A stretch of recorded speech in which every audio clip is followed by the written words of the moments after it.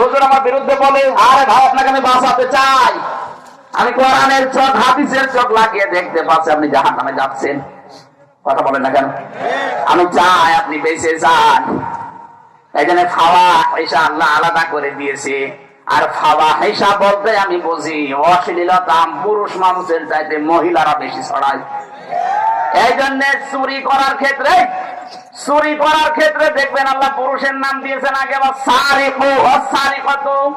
আর যেখানে অশ্লীলের কথা, জিনা ব্যভিচারের কথা, সেখানে আল্লাহ মেয়ে লোকের নাম আগে দিয়েছে। আর জানিয়াতু ওয়াজানি আগে মেয়ে লোকের নাম। কারণ এই জিনা ব্যভিচারে এই অশ্লীলতা এগুলো শুরুই হয় মেয়েদের তরফ থেকে। কথা বলছে না কেন? জুলাইখা শুরু করেছিল কি পুরুষ মানুষ না মহিলা?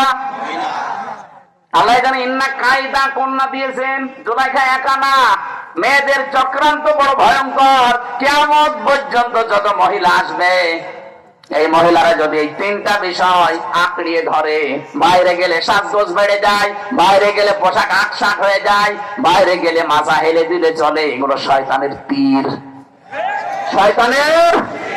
আল্লাহ আমাদেরকে বাঁচান। ইন্না রাব্বাকা ওয়াসিউল মাগফিরা, আপনার রব বড় ক্ষমা নিয়ে বসে আছে। আমরা কেউ নৈরাশ না হই। এখনো সূর্য পশ্চিম দিকে ওঠেনি, এখনো তওবার দরজা খোলা আছে। 2টা 3টা করে যেহেতু চলছে, আর আমার শরীরে রোগ হয়ে গেছে 3টা বছর জেলে থেকে, এখন আমি স্বাভাবিক না। 10টার পরে জেগে থাকা নিষেধ। এখন